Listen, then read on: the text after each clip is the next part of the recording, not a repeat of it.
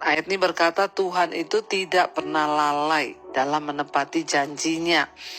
Tuhan itu tidak pernah berdusta. Tuhan itu nggak pernah ingkar janji.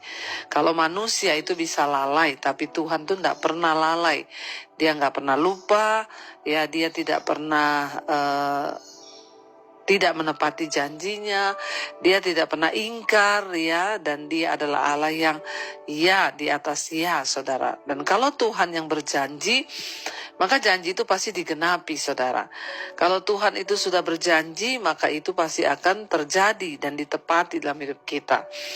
Namun, saudara, ya, banyak orang tidak mengalami janji-janji Tuhan, makanya banyak orang yang menganggap Tuhan itu lalai. Ya, ayat ini dengan jelas berkata, Tuhan tidak lalai menepati janjinya. Sekalipun ada orang yang menganggapnya sebagai kelalaian. Ya, banyak orang ketika menghadapi tekanan, persoalan, ya, lalu mereka mulai bertanya, kenapa Tuhan? Ya, bahkan banyak orang karena tidak mengerti bertanya, ya, kapan Tuhan Engkau menggenapi?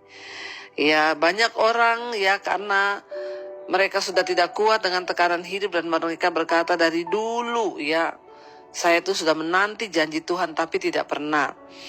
Ya, contoh ada seorang yang WA kepada saya dan berkata, Bu, saya ini sedang berbeban berat. Saya sedang tertekan karena masalah keuangan. Saya balas, ya, yang sabar Ibu, tetap percaya dan tetaplah berharap kepada Tuhan. Berdoa cari Tuhan. Lalu dia menjawab saya, ya, saya sudah dari dulu cari Tuhan. Saya sudah dari dulu berdoa. Tapi kenapa saya belum melihat janji Tuhan? Orang-orang seperti ini adalah orang-orang yang menganggap Tuhan itu lalai, ya. Mana janji Tuhan? Kenapa tidak terjadi? Saudara, ada begitu banyak hal yang tidak kita pahami dengan pikiran kita sebagai manusia. Dan itu hanya bisa kita pahami dengan cara pandang Tuhan. Ya, pertama, yakinkan pada diri kita bahwa Tuhan tuh gak pernah lalai. Itu dulu, saudara. Dia gak pernah salah. Saya sangat terberkati dengan seorang anak kecil dalam sebuah wawancara, ya. Ada anak kecil tapi di luar negeri, saudara. Dia kena kanker. Ya, kepalanya botak karena di kemo. Lalu anak itu ditanya, saudara, ya, kenapa kamu mengalami sakit ini? Dia bilang, ya karena Tuhan izinkan. Kenapa Tuhan izinkan kepada kamu? Dia berkata, ya mungkin karena Tuhan merasa aku orang yang tepat untuk ya mengalami ini, makanya Tuhan izinkan. Lalu ditanya lagi, loh kenapa Tuhan menganggap kamu tepat? Ya, apakah kamu tidak merasa Tuhan itu jahat mengizinkan kamu kena kanker? Lalu dia berkata, enggak, saya enggak pernah merasa Tuhan jahat. Justru saya bersyukur saya yang mengalaminya sehingga ini tidak menimpa papa saya, kakak saya, mama saya. Biarlah saya yang mengalami ini. Ya, karena ya saya percaya kalau Tuhan izinkan saya yang mengalami, maka saya pasti kuat.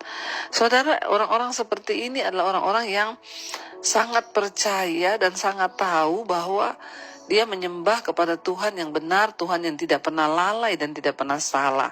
Ya, dari segi pandangnya Tuhan, dia justru berkata, aku bersyukur karena kalau aku ini yang kena begini, ya bukan papaku yang kena, bukan mamaku yang kena, bukan adikku yang kena, tapi aku.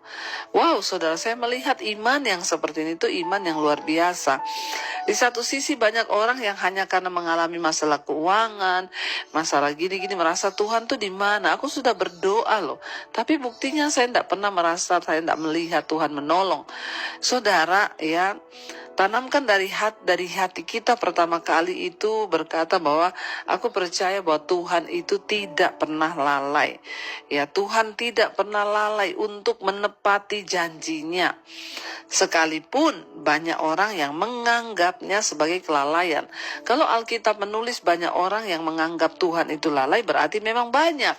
Mungkin termasuk kita hari ini ketika sedang menyaksikan dan mendengarkan renungan ini, ya mungkin dalam hati kita juga berkata, iya ya, kenapa ya saya belum mengalami begini, kenapa dan kenapa dan kenapa.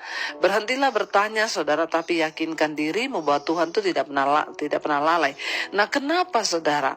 Ya, seringkali kita merasa bahwa Tuhan tidak menepati janjinya. Ayat ini berkata, disambung di sana, Tuhan tidak pernah lalai menepati janjinya, sekalipun ada orang yang menganggapnya sebagai kelalaian. Tetapi ia sabar terhadap kamu karena ia menghendaki supaya jangan ada yang binasa, melainkan supaya semua orang berbalik dan bertobat. Ya, Tuhan itu sabar, sekalipun orang menganggapnya lalai, dia sabar. Dalam setiap ujian, tekanan, persoalan yang kita hadapi, cuma satu tujuannya, Tuhan bilang supaya kamu itu tidak binasa, melainkan supaya orang-orang itu berbalik dan bertobat. Kenapa Tuhan izinkan masalah? Cuma satu tujuannya, supaya kita ini berbalik dan bertobat, dan kita tidak binasa, melainkan beroleh hidup yang kekal.